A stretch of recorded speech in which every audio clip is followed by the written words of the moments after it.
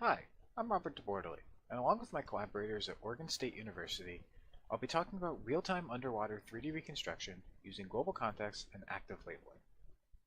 Motivation for this work comes from the fact that oftentimes, using a 2D imaging sonar during underwater reconstruction missions, there's a large gap between data collection, 2D images, and the 3D reconstruction of the environment being inspected. One of the main reasons for this is the fact that noise impacts many of the sonar images collected, and thus a human must annotate the features, shown in red here, instead of an automatic feature extractor.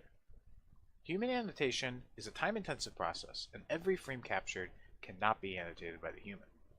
Thus, we develop a framework to allow for human annotation and object reconstruction in real time.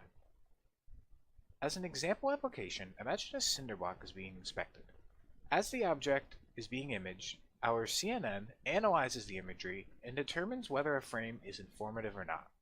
Informative frames are sent to the human user for annotation, which is then used to reconstruct the object. To analyze the imagery, we use a binary classification on whether the image is informative or not. We define informative as containing enough clear information to recognize the object being imaged. On the left, one cannot tell that the X is being imaged, whereas on the right, the X is prominently displayed. We use dilated filters to avoid overfitting to local features. One can imagine that analyzing an image, such as the one on the left, with a local feature extractor could get fooled by the strong local gradients present. Instead of using the standard local filter, we use a dilated filter, which maintains the same number of weights in its evaluation, but takes input from a much larger context in order to recognize such trends.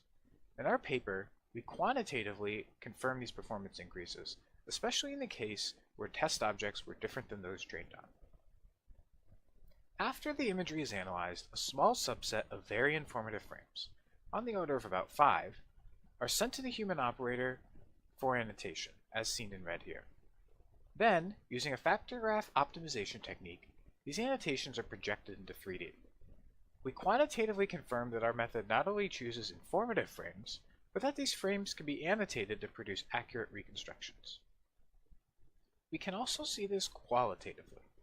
The imagery on the right is from a deployment off of the Oregon coast this summer, and on the left is an ARVIS simulation of the data collected, with the red points reconstructed from annotations and the vertical structure interpolated.